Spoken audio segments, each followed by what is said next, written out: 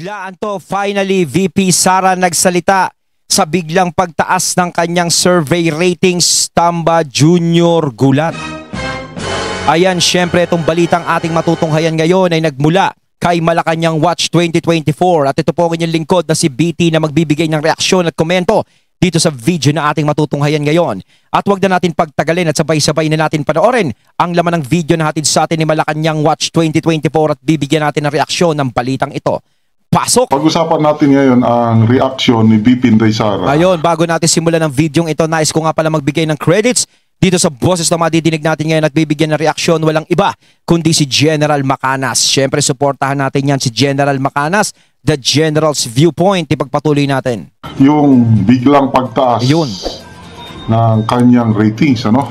Ayun. Sa kabilang humahataw yung ratings ni VP Sara. Dahilan nila, dahil daw sa fake news, o kaya kine-question nila yung sampling style o yung 2,400 respondents, hindi daw yun nagsasalamin sa sentimento ng lahat ng Pilipino. Parang ngayon ang fake news talaga, yun ang pinagbibintangan nila eh, mga nagsasalita ng hindi maganda sa kanila eh. Para sa akin kasi ito, gusto kong burahin yung paniniwala nilang ganun eh. No, kasi sinasabi ko nga hindi naman tanga yung mga tao, no, para makinig na lang basta-basta sa isang balita na alam naman nilang mali. Kung mali yung sinasabi noon, kung mali yung binabalita noon, hindi tanga lahat ng mga tao. Hindi ganun katanga ang Pilipino. 'Di ba? Ngayon, kung hindi naman talaga yon ang nakikita nila, 'di ba? Kung hindi talaga yon ang nakikita nila sa ginagawa, no? At yung sinasabi nung tumitirya o sa nagpapakalat ng fake news na yon, kung hindi naman ganun yung nakikita ng mga tao doon sa naglilingkod na yon, hindi sila para maniwala doon sa binabalita nun. Di ba? Di ba? Hindi ganun katanga yung mga Pilipino.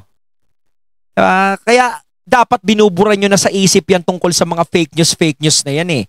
Di ba? Kasi walang pinagkaiba yan sa intriga. Di ba? Sinasabi ko nga, yung mga artista nga nagkakaroon na intriga eh. Minsan sinasabi, buntis si ganito, hindi naman pala. Sinasabi, mag-boyfriend na pala yung gantong artista, silang dalawa, hindi naman pala, magkaibigan lang. Di ba parang hindi na tayo nasanay sa showbiz? Ang nangyayari kasi ngayon, ang politika parang nagiging showbiz na rin. Parang ganun na yung nangyayari. Dapat nagiging sanay na kayo, lalong-lalo na public figure po kayo. Ngayon, kung merong sinasabi sa inyong hindi maganda, no, kung may lumalabas na balitang gano'n na hindi maganda sinasabi sa inyo, ang tanong dyan, maniniwala ba yung mga tao? Diba? Hindi maniniwala yun kung talagang nakikita nilang maganda yung pinapakita nyo. Talagang ang nangyari kasi kung sakasakaling bumaba man ang inyong ratings, diba? Kung bumaba man, hindi yun dahilan sa mga fake news na lumalabas.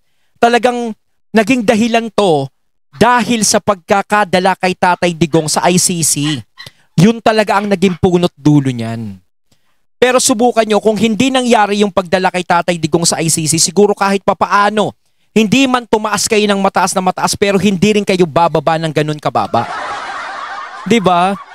Ganun yun. So dito naman kay VP Sara, ano naman ang reaksyon niya? Bakit biglang tumaas ang kanyang ratings? So ito, mayroong post. Numbers na pagtitiwala ng mga well, nagulat ako nung nakita ko yung numbers na pagtitiwala ng mga tao sa akin dahil sa sobrang dami ng lumabas ng paninira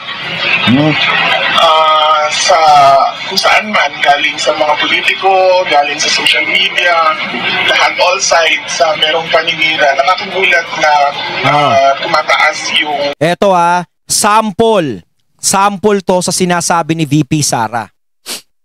'Di ba? Unang-una, 'di ba, maraming sinasabi na hindi magagandang bagay kay VP Sara. Unang-una diyan sa Kongreso, 'di ba? Kung ano-ano yung pinaparatang kay VP Sara na corrupt, magnanakaw, ganito yung confidential fund na ubos agad sa loob ng 11 days.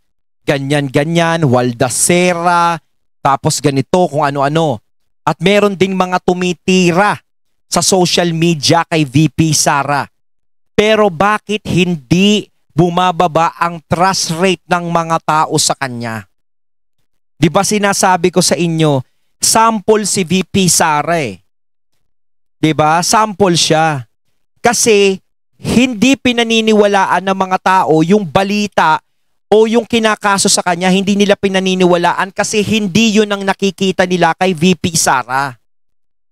'Di ba? Hindi yun ang nararamdaman nila at hindi yun ang ipinapakita ni VP Sara.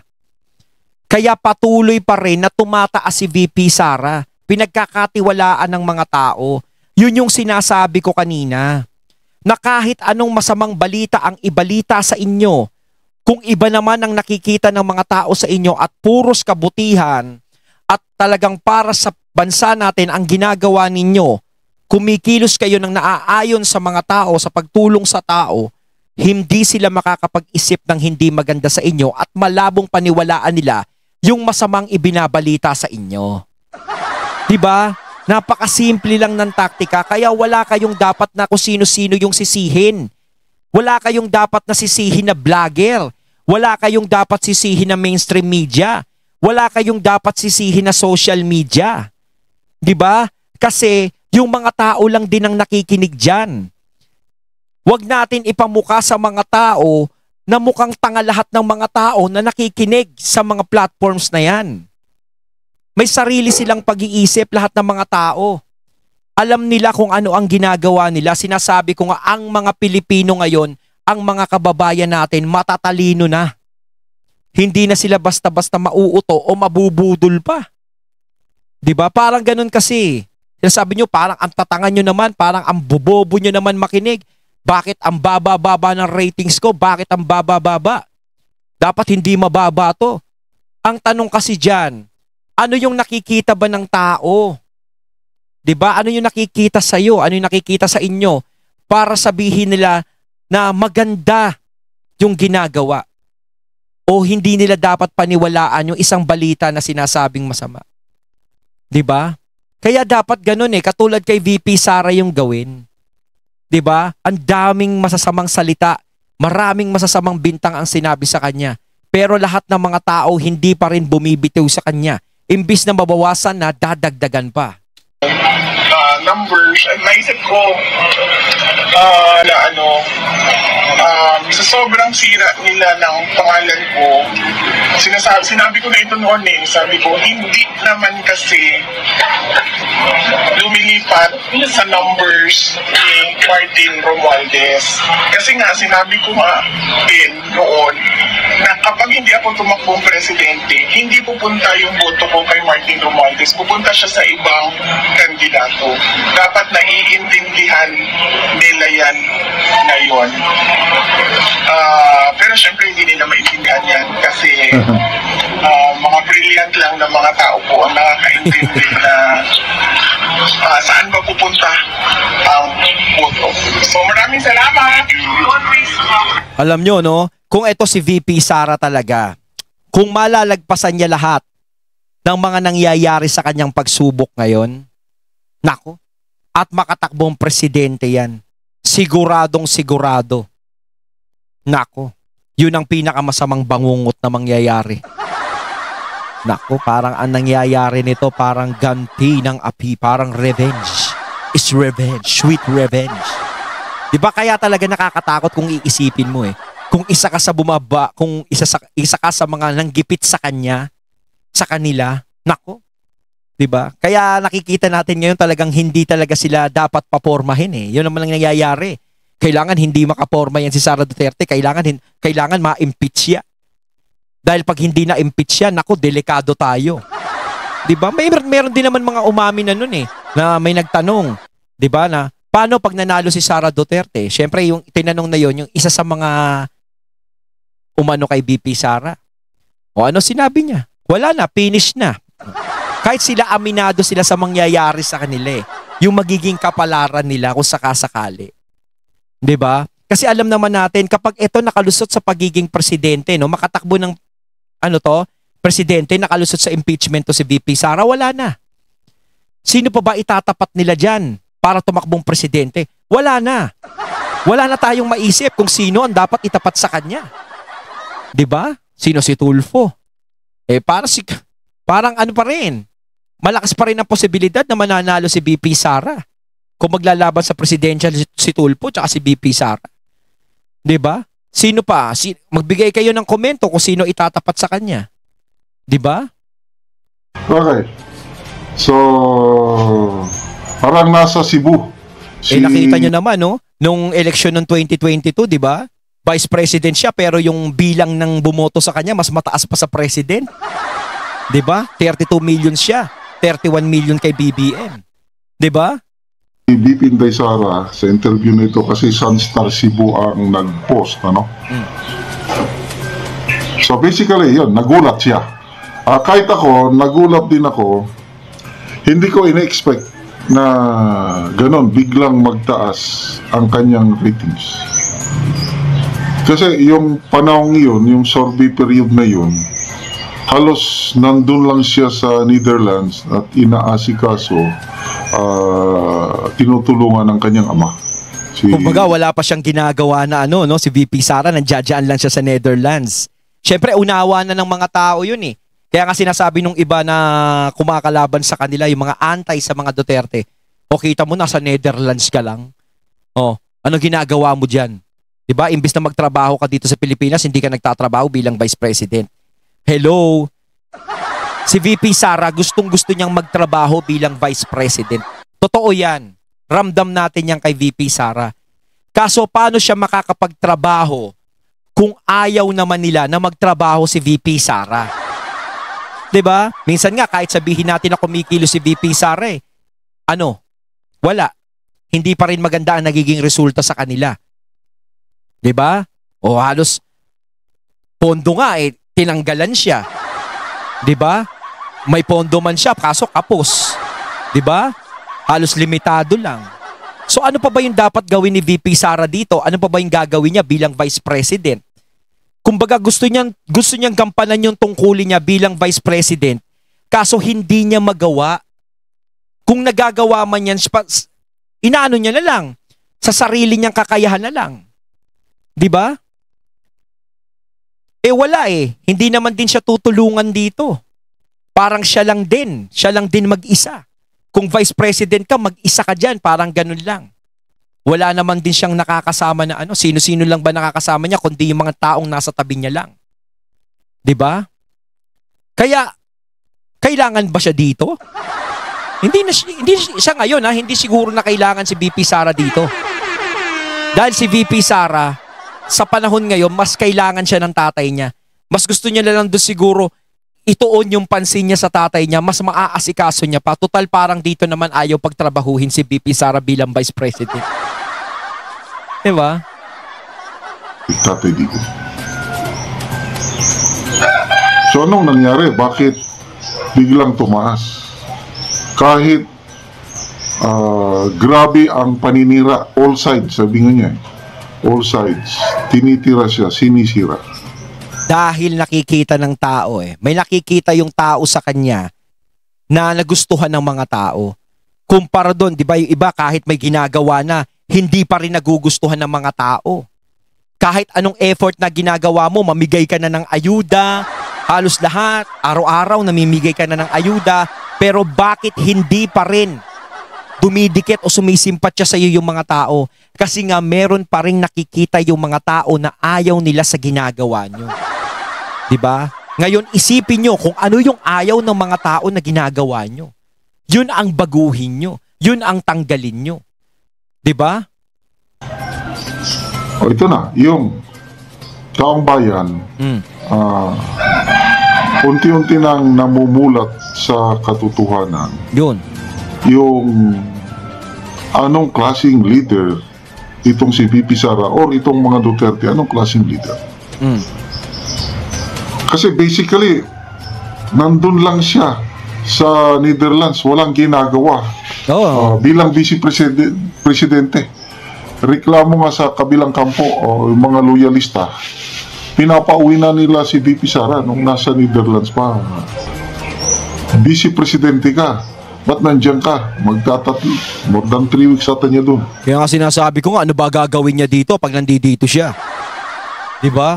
Dito naman sa atin, parang hindi na siya importante dito. Hindi na nga siya nire-respeto bilang Vice President dito sa Pilipinas na mga kasama niya 'Di ba? Okay lang sana, masarap sana kung nire-respeto siya dito. Kaso nga lang hindi. Gusto nga siyang tanggalin 'Di ba? So nung umuwi siya, timing din, lumabas ang mga result ng survey. Grabe. Talagang double digits yung ibang pagtaas niya. Oo nga, tumaas si VP Sara. Matindi yung pagkakataas ni VP Sara talaga. 10% yung, I think, approval rating niya. Tumaas. Kaya ayaw nyo kasing manahin yung ginagawa ni VP Sara. Diba? Subukan yung baguhin yung taktikan nyo. Diba? Bakit hindi nyo subukan papalikin si PRRD dito sa Pilipinas?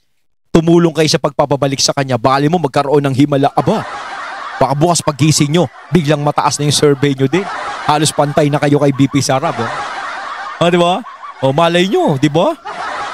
Hindi masamang mangarap, libre lang yan. Mas 10%. Yung trust rating niya, 7%.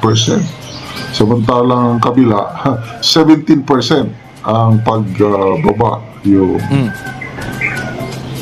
So, laki nga na binabatas. Anong pa natin na you cannot put a good man or good woman down. Yan ang lesson learned natin. Yung sinabi niya, kung hindi ako tatakbo, ang aking boto, ang aking numero, hindi mapupunta kay Martin Romualdez. At hindi nila maintindihan yon kasi yung isa naman na sobrang focus sa kanyang ambisyon na magpre-presidente by 2028. Kumbaga, kung hindi siya tatakbo bilang presidente si VP Sara, yung mga boboto kay VP Sara hindi mapupunta kay Romualdez, parang ganun. Nako. Kanino kaya mapupunta? Kung sakasakaling hindi nga tumakbo si VP Sara bilang presidente sa 2028, kanino kaya mapupunta yun? Siyempre, pag hindi tumakbo yan, hindi malabo na meron silang ilagay doon na patakbuhin. Ba? Pero kayo mga katunay, ano sa palagay nyo? Nararamdaman nyo ba na si VP Sara ay hindi tatakbo sa 2028 o tatakbo yan? Ako sa tingin ko, nakikita ko sa bolang kristal natin, no? Nakikita ko sa dalawang mata ko, si VP Sara talaga parang porsigidong tumakbo. Para sa akin lang, kung si VP Sara, hindi natin alam kung ano pa rin yung nasa isip niya Kung si VP Sara tatakbo o hindi. Hindi natin alam. Pero ako nararamdam, isa ako sa nakakaramdam na si VP Sara tatakbo bilang presidente yan. No? Magtatatlong taon na.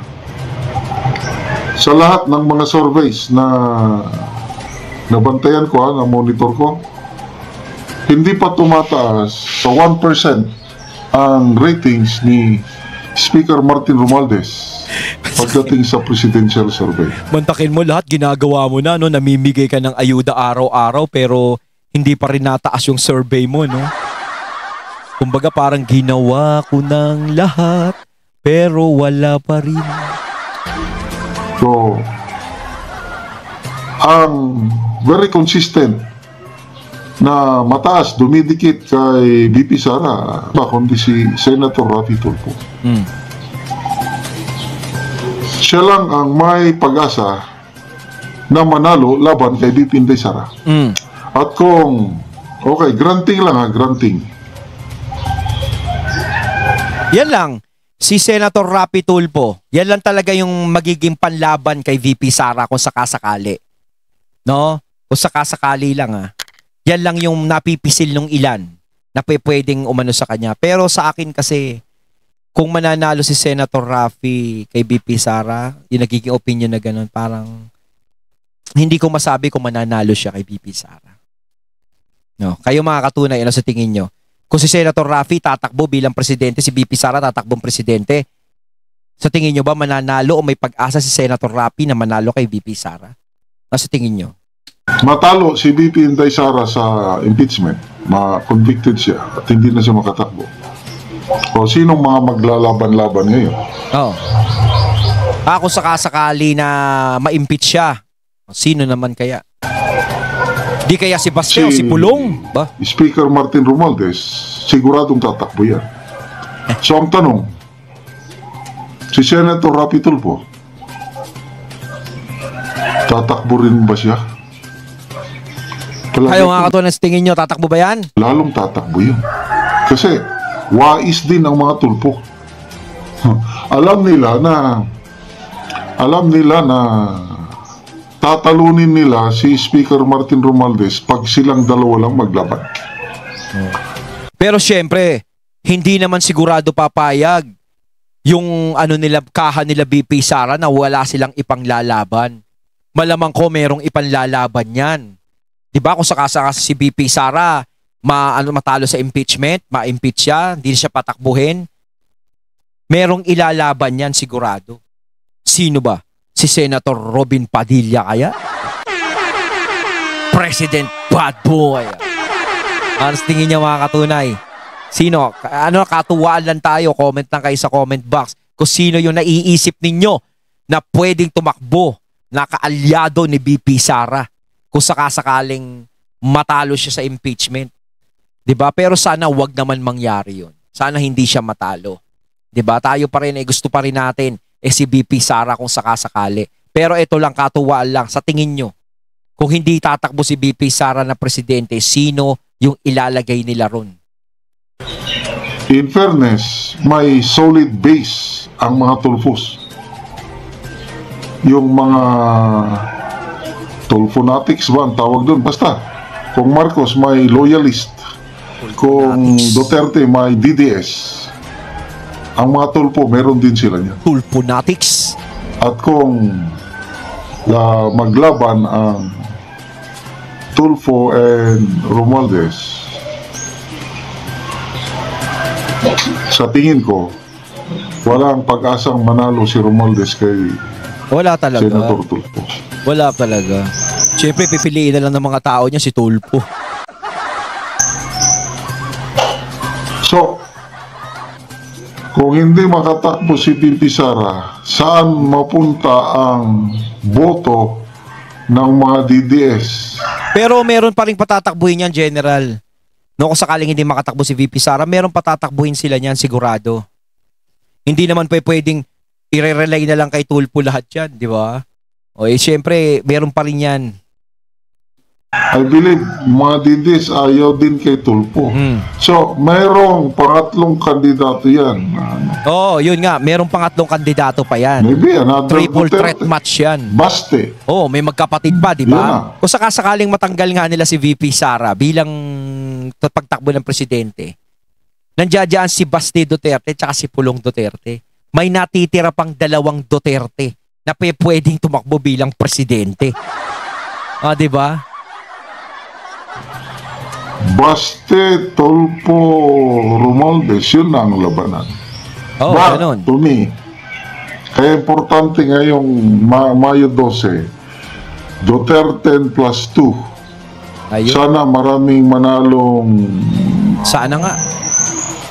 senador na maka-Duterte para mananalo si BP Sara sa kanyang impeachment at makakatakbo siya by 2028. We will have a president Inday Sara by 2020. Ayon, at ating natunghayan ng video na nagmula kay Malacanang Watch 2024 at syempre natunghayan natin ang boses na yon na binigyan natin ng reaksyon na nagmula kay General Macanas. Kayo mga katunay, anong masasabi nyo tungkol dito? Comment lang po kayo sa comment box. So once again, I'm BT and I'm out. Peace.